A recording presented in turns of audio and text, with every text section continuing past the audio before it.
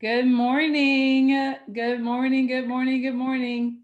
Asphalt Life community. It is Thursday, and we are excited about this month's webinar. Talking about hail, talking about weather, which most of the country is buried in some sort of snow. And so we have the right man on the call today to help us navigate what the heck is happening in the United States of America. Good morning, Derek. How are you? Good morning. I'm glad to be here, doing well, trying to stay warm. It's been great. Like Oklahoma has been. That's where I live in Oklahoma. It's been Yeah. absurd. Like our pipes froze in our house a couple of days ago, so we didn't even Wow. have water Did for like they 2 or 3 days. did they burst?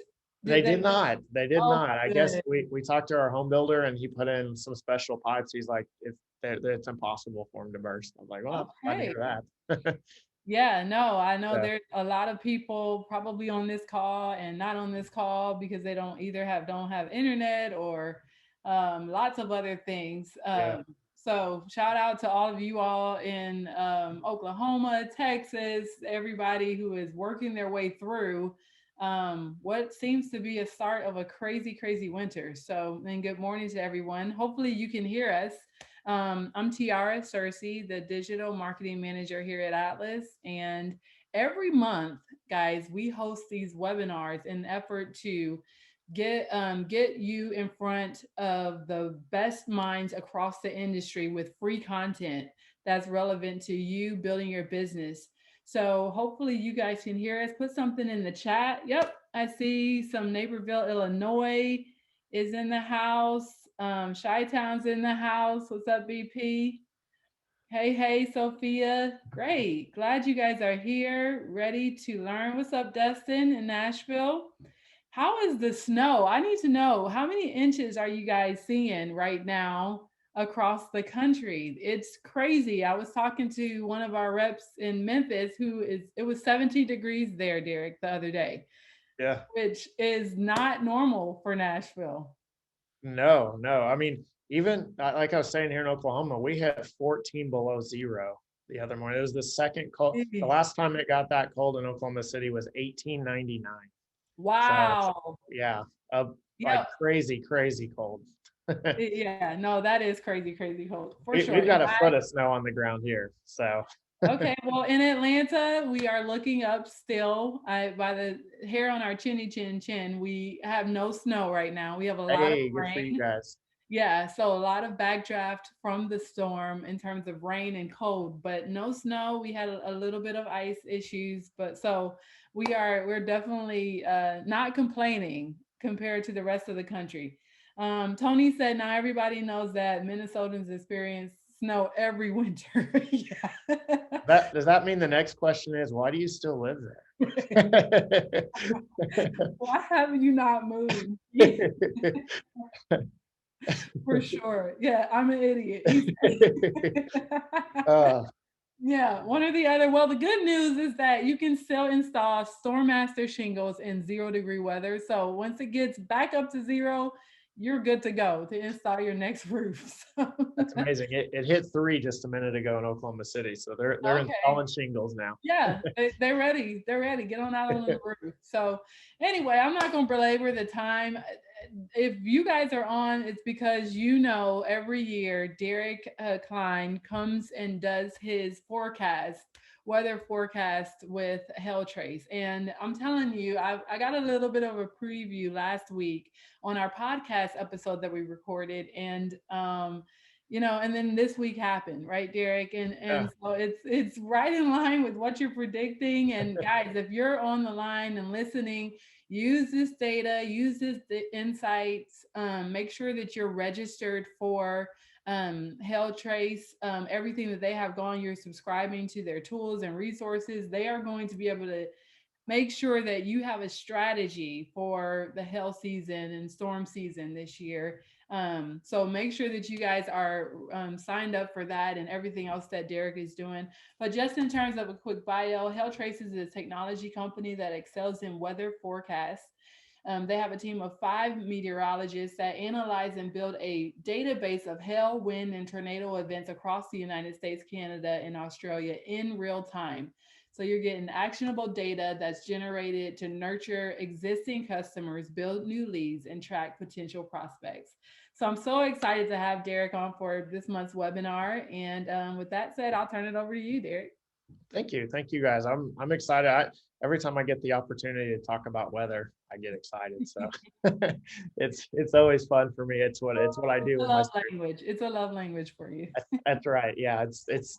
I mean, yeah, I don't have to get paid to do it. It's free for me. So I love talking about it. So I'm glad that Atlas had us on here to talk about it. And we did it last year as well. And so I'm always excited to come on and be a part of this because it's always fun for me. And so and last year, kind of want to take a look back at last year and kind of where things came. And last year we actually had I had a pretty special year for me. I know COVID was kind of a weird thing for a lot of people, but last year was pretty special for HailTrace.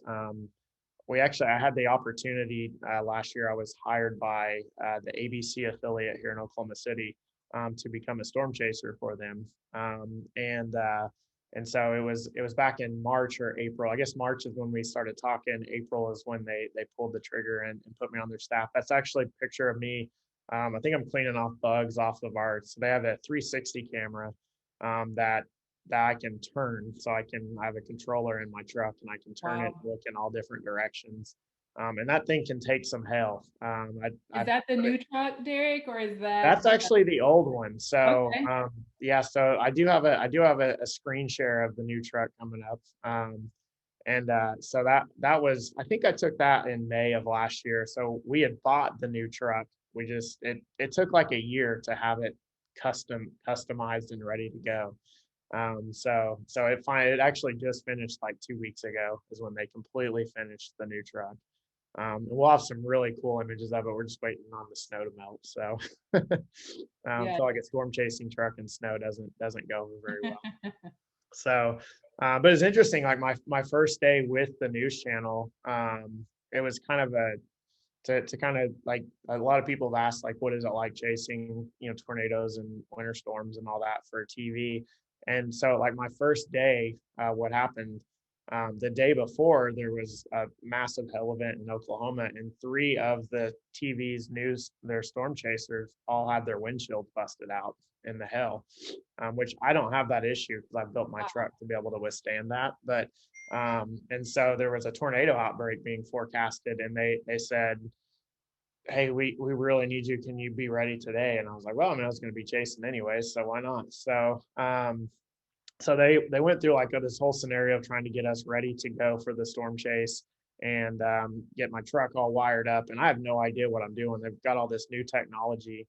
They have this deal called the bridge, where so I have to put like a phone piece in my ear, and I'm literally on a phone call the entire time I storm chase. So like, I mean, sometimes it's like 12-hour long phone call, and so and I can hear the TV.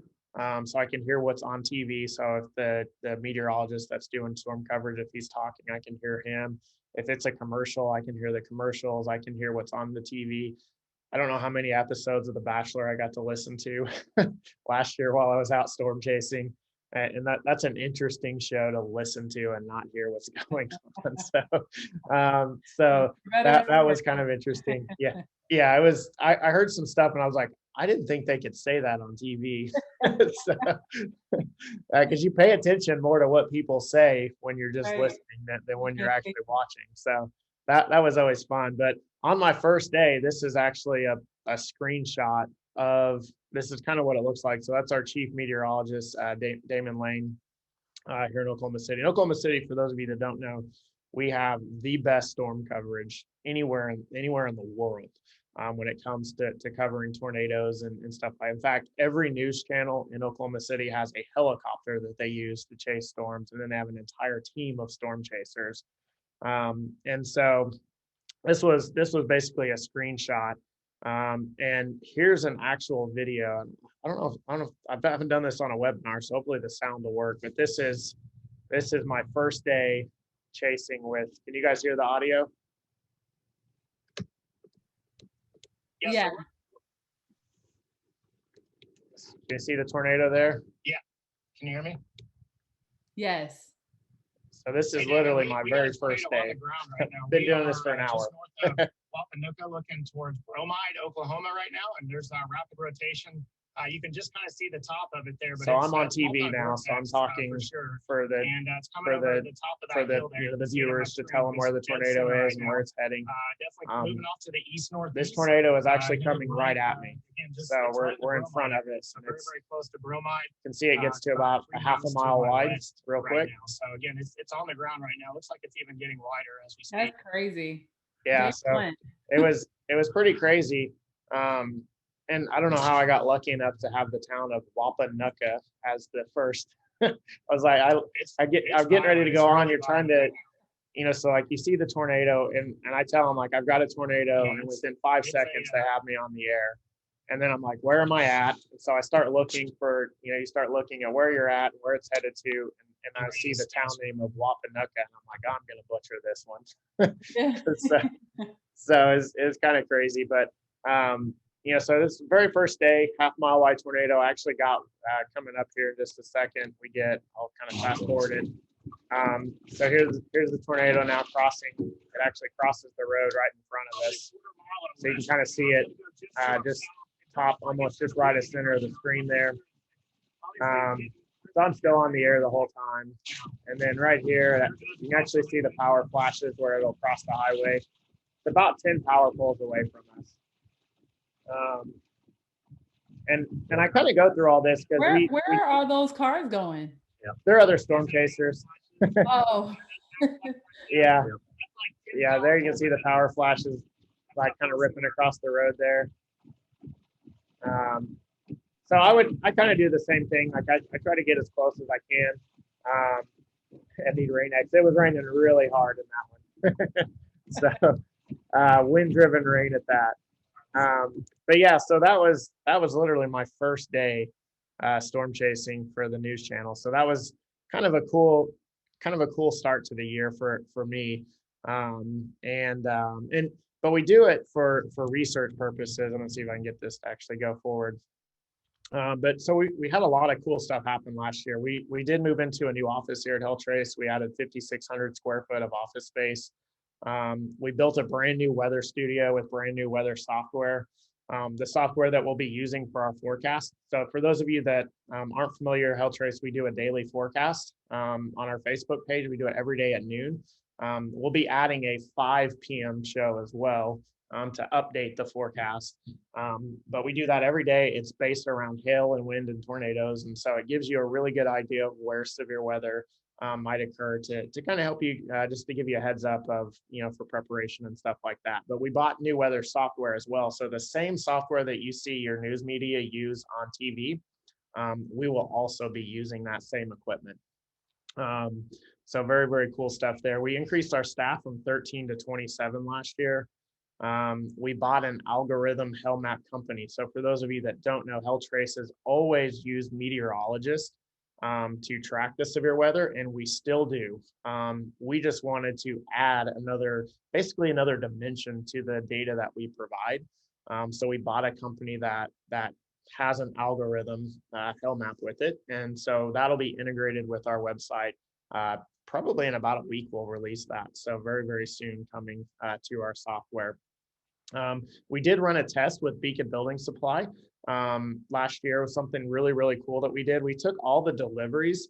I'm sure there were a lot of Atlas shingles in there, but we took all the deliveries that they did, and we knew the date that they delivered them, and we ran them through our system. And that the idea was, we knew that COVID was in a spot where contractors weren't able to door knock at the same level that they were. And I know a lot of that's changed now today, but at the time you couldn't knock. And so Beacon had 200 of their contractors opt into a test that we ran, and we took the delivery address and we ran it through our system and basically found out which of the addresses had been impacted with a storm after shingles had been delivered. So new roof had been put on, but if they've been impacted again, it was a really good opportunity for the contractor to just reach out to that customer and say, hey, you've been impacted again, without knocking a door. and being able to keep some of the social protocols that were happening because of COVID. And we found that 35% of those addresses, just within a 2-year period, had been impacted with hail again. And that was a really tremendous number. And then knowing if you go kind of across the country, some of those numbers are even higher than that. And so it was really, really impressive. And again, we built a brand new software app that we are releasing later this week. So we were really, really excited about that. There's the truck that we just talked about. So I built that last year. It is a 2020 Raptor. And what's really, really cool about this is, and we're really, really excited about doing this for the industry.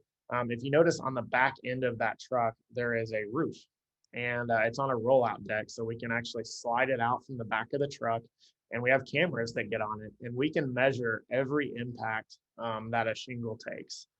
So if it's a golf ball size hailstone, we can see that it was a golf ball size hailstone. I can see what part of the shingle it hit, and then I can measure if it did damage or did not do damage. And so it's really, really cool for research. But in addition to that, we actually have a net that we hang underneath that, the back end of the truck. You can see kind of the trussing that goes back there. So we have a net that funnels hail to our rear window as well.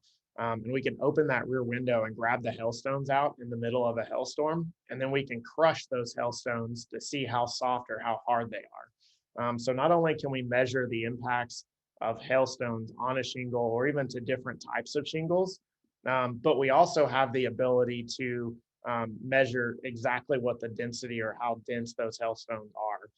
And our goal is to learn what storms produce soft and hard hail. And then in doing so, we can also start to figure out, is there a way to forecast soft or hard hail in advance? And so that letting you guys know that, hey, this storm potentially has a higher likelihood of having softer hail versus harder hail. So we're really, really excited with that. So as we kind of go forward with the forecast, we always like to just kind of preface like how to use the forecast. If you're thinking about like just picking up your company and moving to a different city because I don't know, you want to maybe you're tired of Minnesota, you just don't want to be there anymore. I wouldn't recommend using this forecast to pick the city that you want to go work in. Where to open a brand new office, if you're thinking about just opening an additional branch to your office. I'm going to give you some stats about different cities I think you'll really like, and I would highly recommend using those to help you with those first two options, but don't use the actual forecast, right? Like the forecast is not designed to tell you that this city is going to get hit on this day. Plan the date that you expect to get busy, decide if a certain location is going to get hail. But what it's a great thing to do, it's to get an idea of how active your region might be, fine-tune revenue forecasting goals, use data to show your company as an expert in the industry. And for those of you that some of this data is really, really cool that we're getting ready to share. And if you have an interest in this, let Tiara know, and I'll be more than happy to shoot you the slides that we used in this graphic. And you're more than welcome to share those with your customers and maybe build them into your sales presentation and things like that. Another thing that we're really, really excited about heading towards, and one of the reasons why we're doing a lot of the research that we're doing is our ability to talk about roof condition. This is something that hasn't been talked about much in the industry. We talk about the size of hail, but really what we really want to focus on is, are storms doing damage? And that's something that's completely different than the way that we've looked at things in the past. And this is something that we can actually look at going forward. This is basically a report that we built for an address. And so as opposed to saying that an address was hit with 2-inch hail, we want to say there's a 74% chance that roof is totaled. And even taking into condition the roof age, the roof type, a lot of other conditions as well that go into creating damage. And the idea is to look at a neighborhood maybe in this way. So I know you guys have seen this before, where you go into a neighborhood and the majority of the houses do not need a new roof, but then there are those two roofs that do need their roof replaced. Our goal is to show you which 2 roofs in a neighborhood need to be replaced, allowing you to focus your marketing attention on those roofs as opposed to all the others. Hopefully that's something I think that most of you guys can really get excited about, thinking about. All right, so enough about HailTrace. Let's talk about the forecast. The first thing that we want to do, is really kind of dive into the idea of where some of the hot spots were last year. That gives us an idea of how we did last year. Also gives us an idea of some of the patterns and some of the things that we want to take a look at as a recap. So last year, these red areas were some of the hardest hit areas. If you took a look at all the storms that happened, they were just tend to be more clustered together in some of these areas. And so you can see there, we even have like a little cluster down in Florida, which is a little bit rare. But you had Mississippi, Southwest Missouri, Northeast Oklahoma was impacted. Southwest Oklahoma was impacted pretty hard as well. And then Rapid City was definitely one of the big hot spots for this year. So kind of crazy. If you look at counties in the U.S. that had hail, I love this chart. It's really, really cool data. So the red county would be the most impacted county. That's Rapid City. They were hit with hail so many times. I think the next brightest one is actually the county right north of Rapid City. But then also Colorado Springs had a really, really active year. Fort Worth County is kind of bright down there, or I think it's Tarrant County is the actual name. Tulsa County, Cleveland County in Oklahoma were pretty hot. And you can see that down in Florida, most of the counties didn't have any hail, but you can see there's a little county just to the east of Orlando that had that higher impact. And that's kind of why that area was highlighted as one of the hot spots. But it's kind of cool to see the counties that actually had hail events and the blank spots across the country too. And notice the West, not a whole lot of hail, which is very typical for this type of year. Last year, what months did it hail the most? Started out really, really slow, which is normal. March was actually a little bit slower than normal. It was part of our forecast that March would be slow. We thought April would be extremely busy last year, and it was. In fact, it almost beat the month of May, which is almost always the U.S.'s busiest hail month of the year. And then July, doing some of that rival, really, really staying active as well, which is very, very impressive from that standpoint as far as looking at overall numbers. The top 10 states last year, Texas, as normal. In fact, there's only one state that will sometimes rival Texas or try to beat it, and that's Kansas, which came in at 4th this year. Oklahoma is typically somewhere between 4th and 6th and ended up being 2nd this year. So that was very impressive for Oklahoma to have that much hail. A little bit different. And then if you look at total hail reports, last year was definitely below average. So you can see where the little red line is in the last 10 years is the second lowest of all the 10 years. So last year was very, very slow compared to the last 10 years running. The blue line that outpaces every year up there is 2011. And the orange line that's right below it is 2010 or 2012, I'm sorry. And that'll be some good data for you going forward as we take a look at the forecast to get an idea, maybe some of those analog years, some of those years that we feel like the pattern matches. We'll see if it actually matches up with some of those higher peak years as we go forward. A lot of people really have loved this, so we brought this back. The top 10 cities in the U.S. to be impacted with hail each year. We love talking about this stuff, and so here it is. St. Louis, Missouri is number 10. One of the unique things about St. Louis, they're kind of an all or nothing city. They tend to get hit really hard when they do get hit. In fact, the number 1 and the number 3 costliest hailstorms in U.S. history are in St. Louis, Missouri. So it gives you an idea. 2001 and 2012 were the year of those storms. So they get impacted pretty hard. Minneapolis, I know we had can't remember obviously cold in Minnesota, but they do tend to get hit usually about every other year, sometimes a little bit more often than that. And that's one of the reasons why they're one of the top 10 cities. Chicago, it's a very large city. It's very easy for Chicago. And we're using the metro Chicago to encompass this, but that it's fairly easy for them to get some hail. And last year they did have a pretty good hailstorm. In fact, one of the costliest hailstorms in the U.S. last year was up in the Chicago metro area near Rockford, and then in parts of the Chicago metro area. It was over $1 billion in damage, in fact. Wichita, Kansas comes in at number 7. Again, Kansas just gets a lot of hail. Amarillo, Texas comes in at number 6. Oklahoma City comes in at number 5. Kansas City is number 4. And our biggest jumper came from number 19 2 years ago, is Colorado Springs, all the way up to number 3. And they almost made it to number 2, which is still being held by Denver, but just barely. And our number 1 city for hail in the US, and it always, and it's not even close right now, still stays number 1, is Dallas, Texas. They get a ton of hail in Dallas. In fact, if you break down the number of hail events per year, here's what it looks like.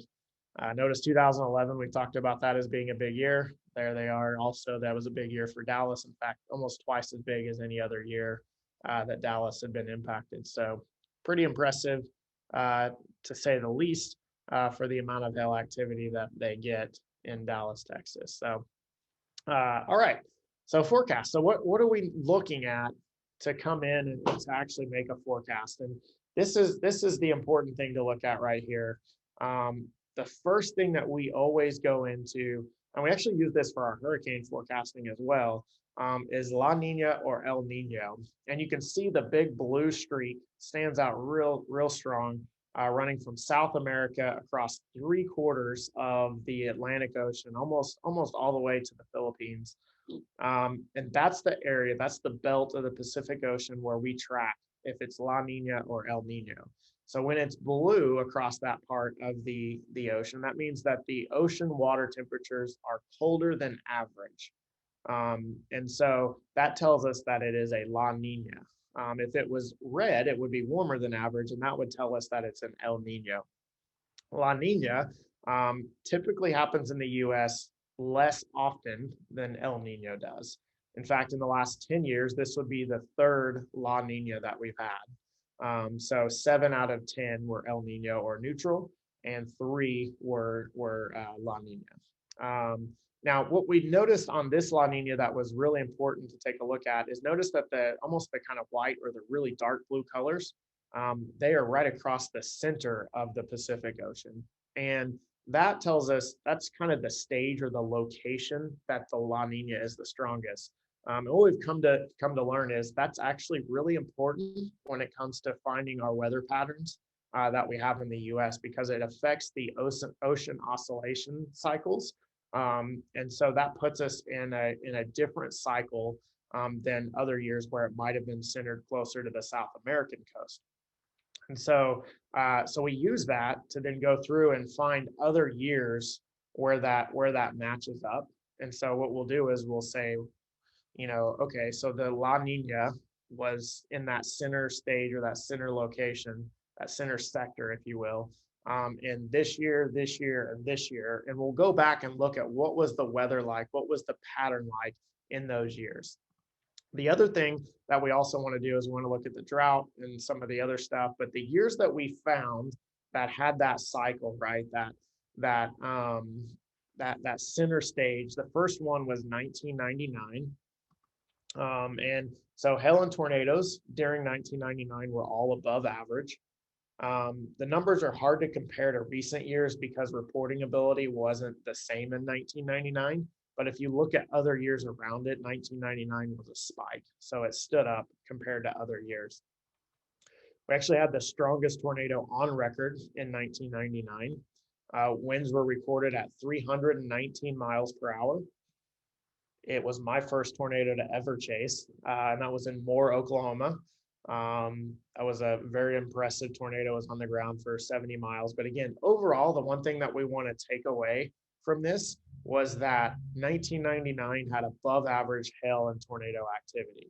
Now we don't want to just take one analog. So we go through and find other years.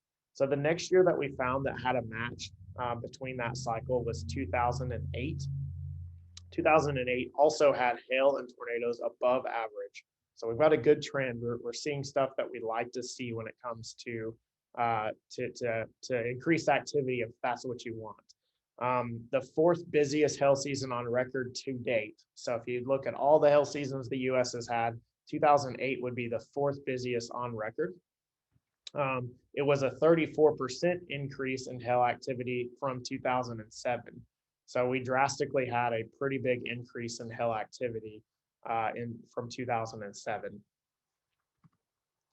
At the time, it was the #1 hail season though. So after 2008 was over with, it was the #1 hail season in the US.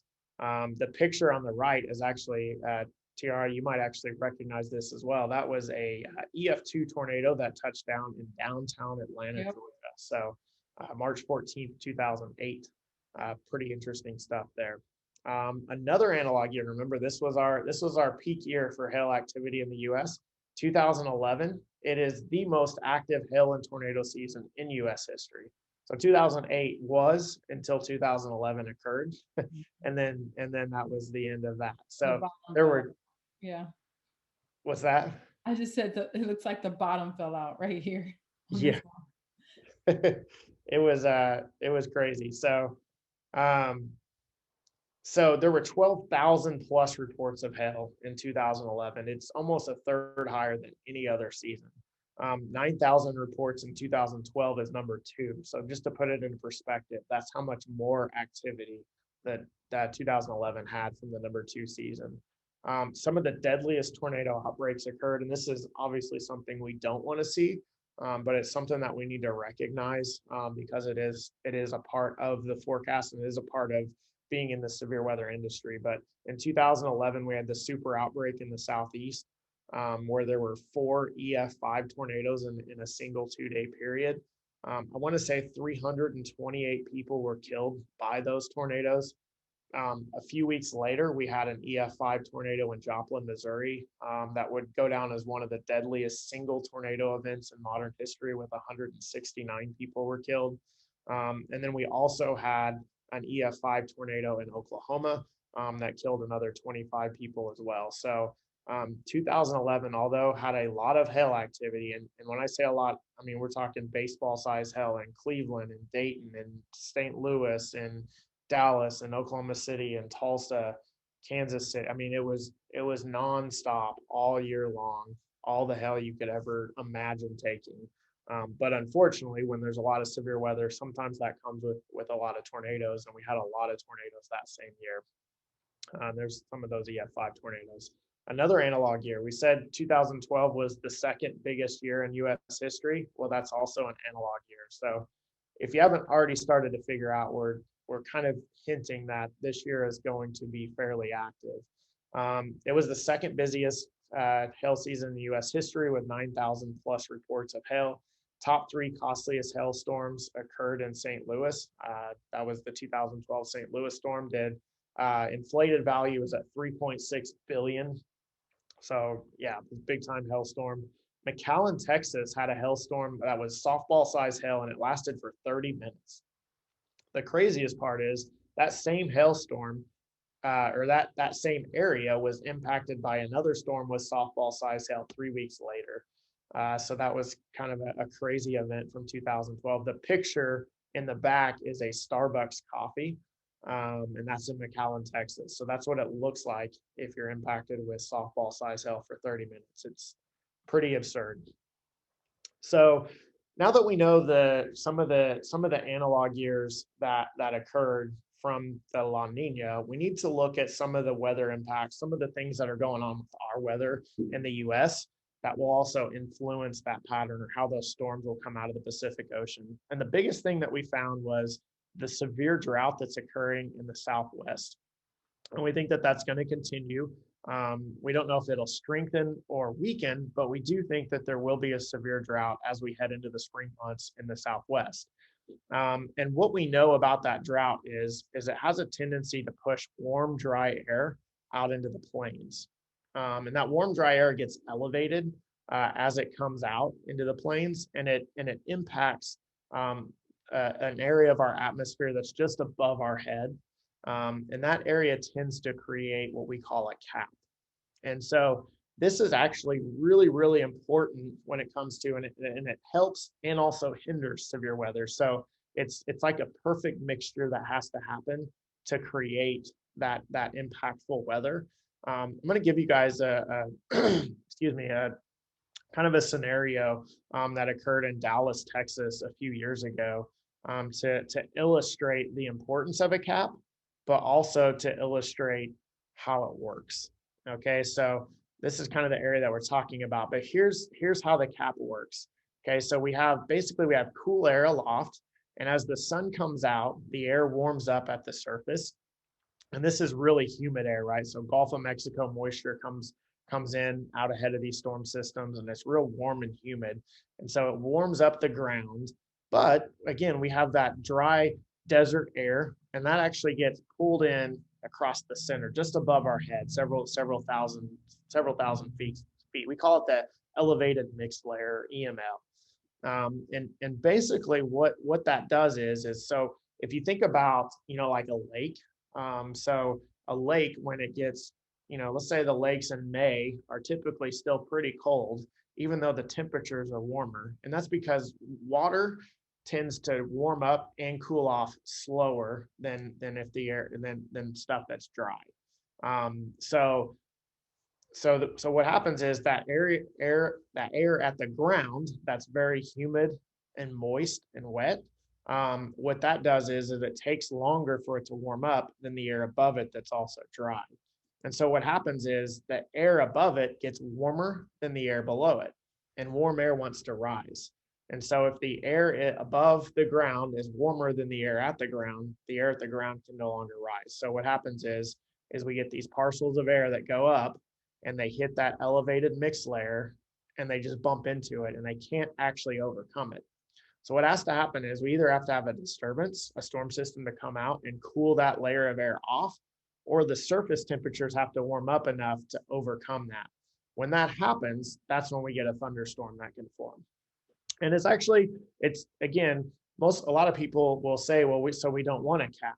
Well, we do want a cap because it allows thunderstorms to not develop through the early part of the day and creates an unstable atmosphere. We just want the cap to be only strong enough that it is overcome by the afternoon hours.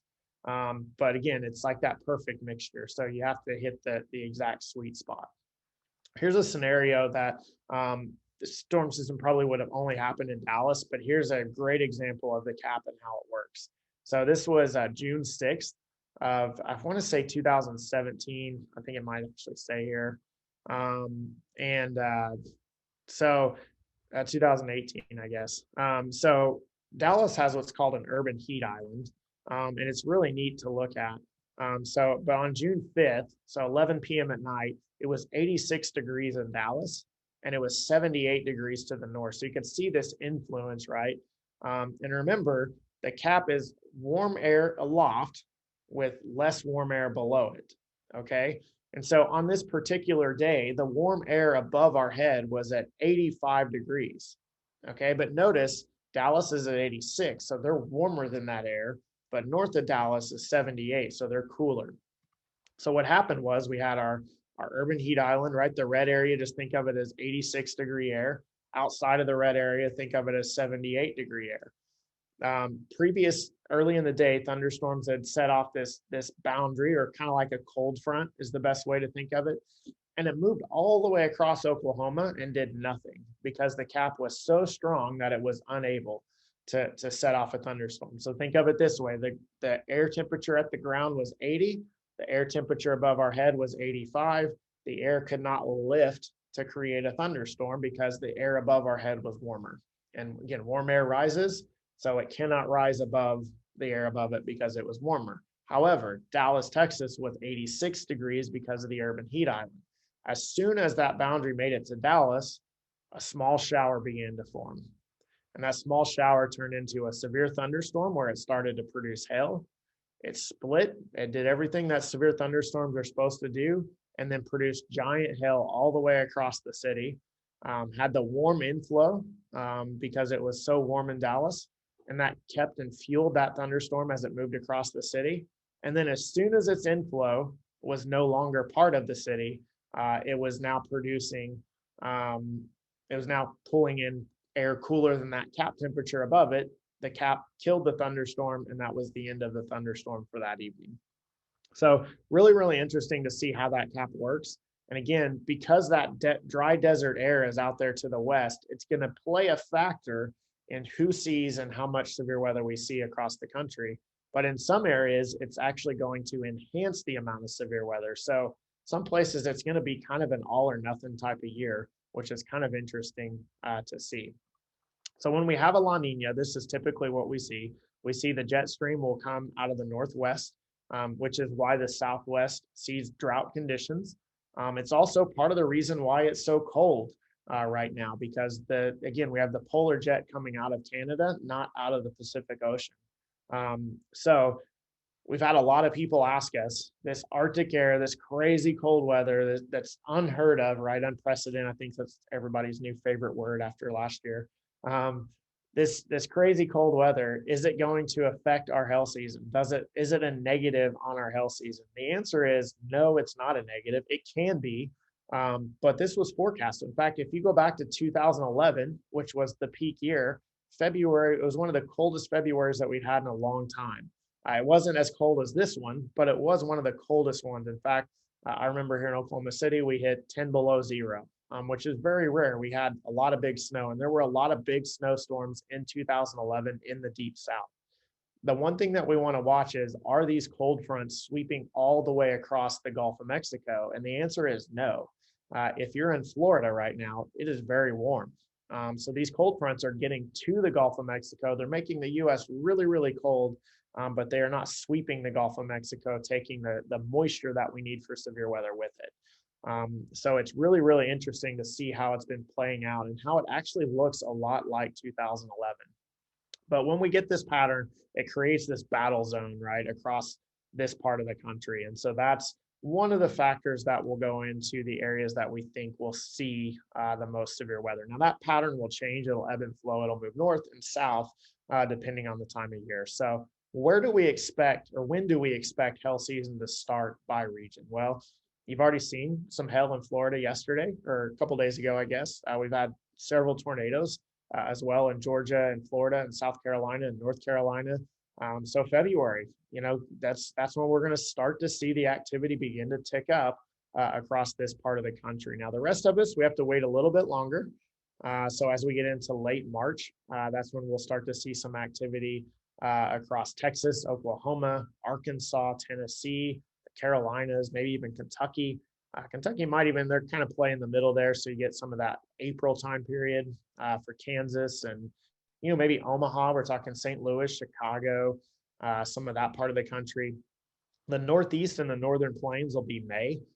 So again, get rid of some of that cold air, and then we'll be able to start to watch severe weather really take hold across the Northern Plains. And then as we head out to the West, July is when we expect to see activity really, really pick up. But that's really pick up in the West is actually still pretty slow because they don't get a lot of severe weather. Now we're going to talk about where is the most severe weather here in just a second, but here are some of our bold predictions. 2021 will feature at least $3 billion hailstorms in the U.S. That is a lot. Most years, now it's pretty common for us to get one in a season. Last year we did have two, San Antonio, and then the Chicago, Rockford area also had $1 billion hailstorm last year. But 3 is a lot of $1 billion hail events for the year. There will be at least 12 5-star hail maps in 2021, and at least 2 of those will be in the Southeast. The Southeast has been very slow, so to call for 2 in the Southeast is pretty big. Also, to call for 12 in a year is pretty big. The last 3 seasons, we've had 8. So that's a pretty big increase over the last couple of years.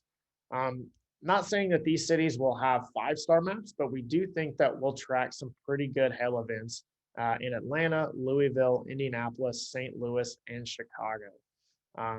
Those in Atlanta, I know, are rejoicing over that because it's been a while for Atlanta. It's been a while, Derek. It's been a while. You guys are ready, right?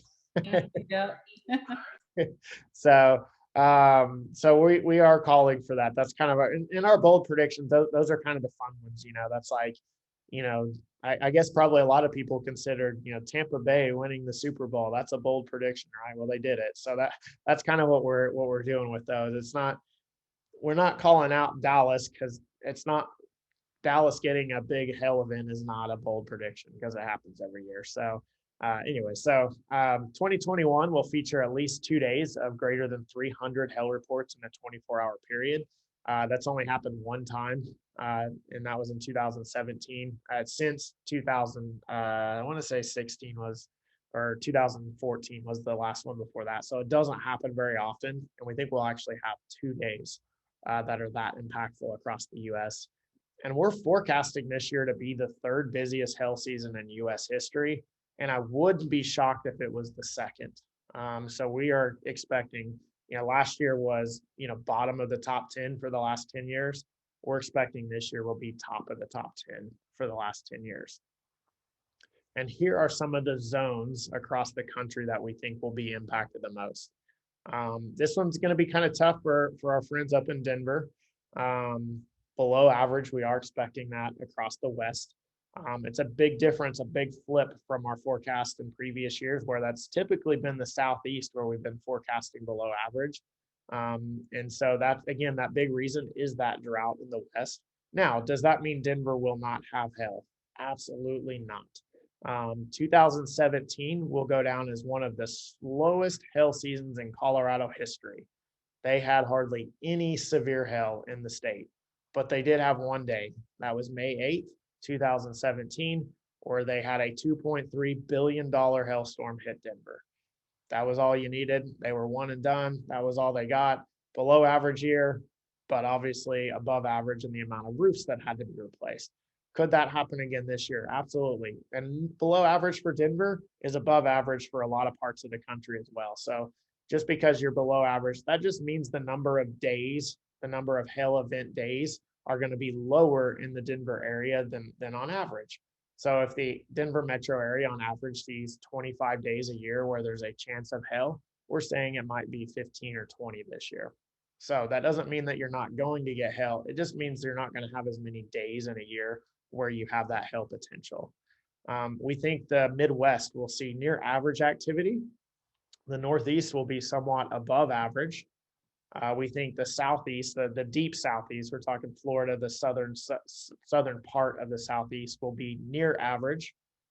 And then this area we think will be above average. So again, for the Southeast, it's a big flip because they have been forecasted to be below average for a long time. In fact, we're kind of almost a little afraid to put that because it has been so slow. So just what you're used to seeing has been not a lot of activity in the Southeast, but we do think compared to normal, the Southeast will be above average. And we think the most active part of the country is going to be northern Alabama, Tennessee, Mississippi, Arkansas, southern Missouri, eastern Oklahoma, eastern Texas, and northern Louisiana.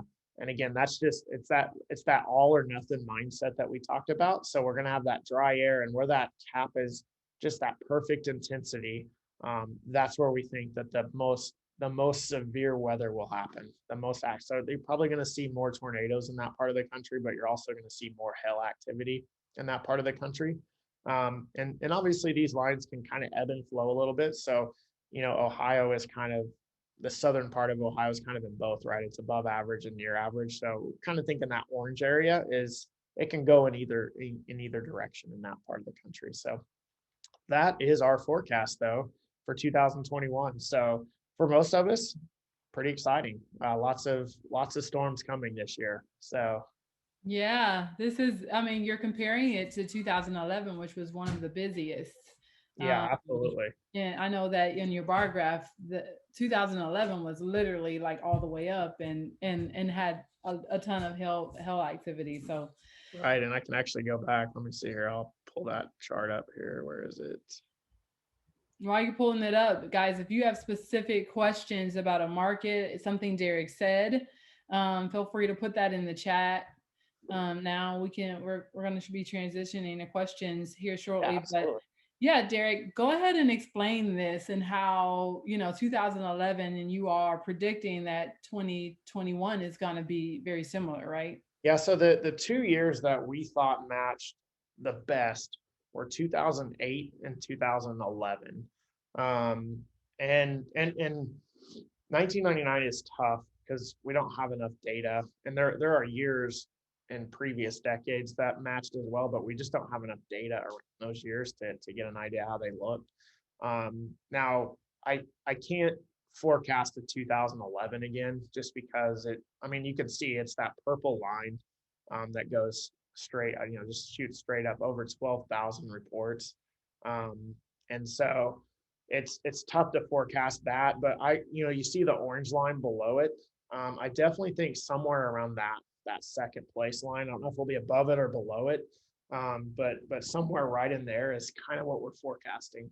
So, and if you look at that difference, so you can see where 2010 or 2020, I'm sorry, ended last year, way down there. Look at the difference in the amount of activity. That's a really, really big jump. So I mean, we're talking going from 6,000, 6,200 reports to 8,500. So, almost a 30% increase in the amount of hail across the U.S. from last Right. year. So with one question for you, with the increase in activity across, that there's going to be more hail damage.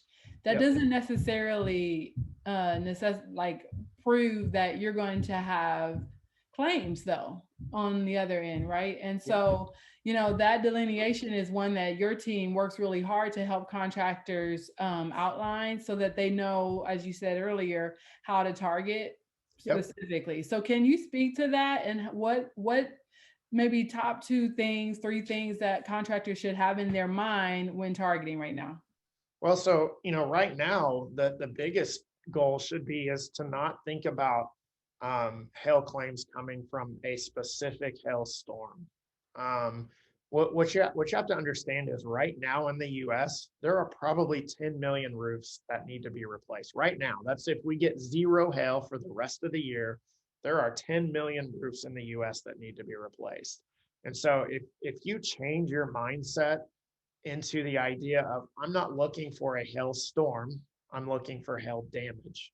And that's a big difference, right? If you're looking for a hail storm, you are setting right now, waiting on that first big event to occur. And then when that event occurs, you're going to go work it. But if you're looking for hail damage, you can literally go in any neighborhood in any location in the town that you live and go look for hail damage. Now, you need to be able to track that type of stuff, though, if you're going to do it that way. So most contractors have always done the hail storm idea, which is fairly easy, right? You buy your hail map and then you just go work inside of the swath.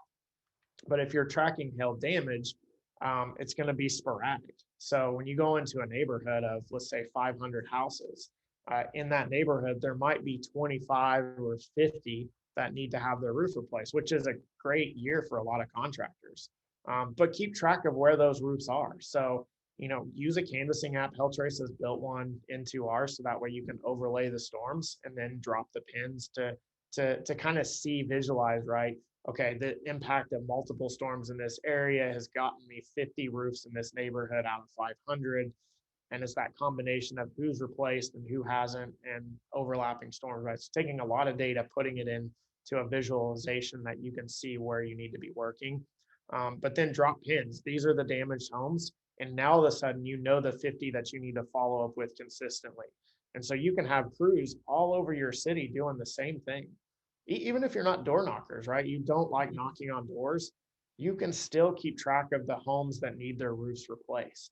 Or that have old roofs. Track those type of things, because those data sets will go into help and make you better when that hailstorm does happen.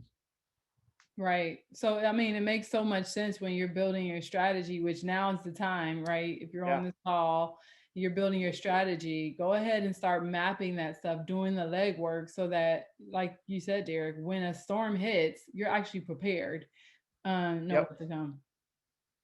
So one question from Tony, he says, does your software provide the data to find these homes that needs to be replaced? Yeah, so it's not going to currently, so we are working on an algorithm that will help pinpoint the homes that do, like the specific house that needs their roof replaced. But what we can do is we can overlay all the storms that have impacted certain areas. And I'll give you a great example. So quarter size hail or $half size hail, the smaller hailstorms, those typically don't do a lot of damage, but they can if they if they drop enough hail, they can end up being damaging. And so the scenario might be is maybe this neighborhood was impacted with quarter size hail and you decided not to go look at it because it was only quarter size hail. But if we were to overlay the storm history at that neighborhood, we might find that that neighborhood has been impacted with hail 5 or 6 times in the last 5 years. And instead of having 5 minutes of quarter size hail on the roofs, they actually had 35 minutes of quarter size hail on the roofs. And that might be what pushes those roofs over the top to cause that damage. And so with our software, you can go through and find those roofs. Now you can also, with our software, mark, because I know a lot of you guys are really, really good at looking at a roof and kind of understanding the history that that roof has. So like what type of shingle is it? Like I couldn't look at a roof and tell you what type of shingle it is. But I know a lot of you guys could. You could say if it was a 3-tab or if it was an architectural or even the different brands. Like I know Atlas, that shingle, it works. Like it doesn't get damaged as easily, right? Which is why a lot of contractors like to install that because it's a good product for the homeowner. But there are some other brands out there that do damage pretty easy, right? So if you see those brands, mark those because you know they have a higher likelihood of having damage. If it's a 3-tab of such and such shingle, right, you might see that they have a higher likelihood of having damage. And so you can mark those. And then when those mediocre hailstorms happen, you've now created this map of here are the 50 houses I need to go target. And so without canvassing, you're just driving down the street, right? It's cold outside. I know in Oklahoma, the roofs are all snow covered, so you can't really help there. But not everybody's got snow on the roofs. It's just cold. Just drive around and mark. Here's where this type of shingle is, and just mark where they're at. And then when the hailstorm happens, or maybe they've already had the hailstorm, you can find that out as well. But if you haven't and they do get one, you'll know where to target. Yeah, no, all great feedback. Last question for you. I know we're right up against the time. Can you talk a little bit briefly, because there's so many storms happening right now. It's super cold across territories that typically don't experience things like ice damming. Can you talk about some best practices and that contractors should be thinking of in training their sales teams to talk to homeowners about right now? Well, I think, again, just making yourself, it's one of the reasons why I said, like, I gave a lot of data in this, and it's weather data, right? And some of it is probably not the best thing to share with the homeowner, but, for example, like this graph could be something that you could share with a homeowner, or there are some other unique charts that you could share with a homeowner. And I think being able to sit down and just present yourself as an expert is really, really important. People don't, a lot of times, people don't buy a product. A lot of times they buy from a person, and they buy because of the experience.